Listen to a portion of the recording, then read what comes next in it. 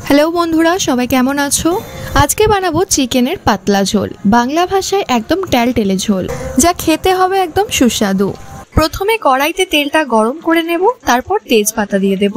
যেহেতু আমি 1 কেজির বেশি চিকেন রান্না করব, তাই 1 মুঠো মতো গোটা রসুন দিয়ে দেব।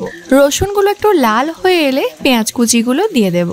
তারপর তাতে টমেটোগুলোও দিয়ে দেব এবং ভালো করে লাল লাল করে ভাজবো। তারপর টমেটো পেঁয়াজের ওপর নুন দিয়ে দেব এবং স্বাদটাকে ব্যালেন্স করার জন্য চিনি দেব। তারপর ভালো করে নেড়ে নেব। পেঁয়াজটা হালকা হালকা ভাজা হয়ে এলে তাতে মশলাটা দিয়ে দেব। আমি মশলাটা একবারেই করে নিয়েছি। আদা বাটা আছে, এতে হলুদ আছে আর লঙ্কার গুঁড়ো আছে। তিনটেকে মিক্স করে একসাথে ঢেলে দেব। মশলাটা ভালো করে পেঁয়াজের সাথে মিশিয়ে নিতে হবে। যতক্ষণ না পর্যন্ত মশলাতে তেল ছেড়ে আসছে ততক্ষণ অবধি নাড়তে হবে। মশলাতে তেল ছেড়ে এলে চিকেনগুলো দিয়ে দেব।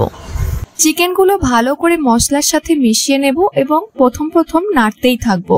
তারপর হালকা আঁচে চিকেনটা ফুটতে দিয়ে দেবো।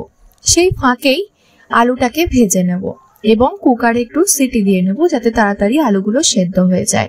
আপনারা চাইলে কড়াইতে নেড়ে নিয়েও মাংসের সাথে দিয়ে দিতে পারেন, তাতে আলুগুলো সেদ্ধ হতে সময় লাগে, কিন্তু কুকারে একটা সিটি দিয়ে নিলে সময়টা সাশ্রয় হয়, তাই আমি সিটি দিয়ে নিচ্ছি। চিকেনগুলোকে ভালো করে ফুটতে দিতে হবে, আর ফুটে এলে তারপর কুকারের আলু সমেত যে স্টকটা আছে সেটা সমেত চিকেনের ওপরে ঢেলে দিতে হবে।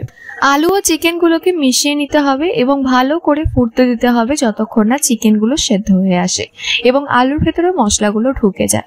তবে একটু ঝোলটা বেশি থাকবে, যেহেতু পাতলা ঝোল বা টেলটেলে ঝোল।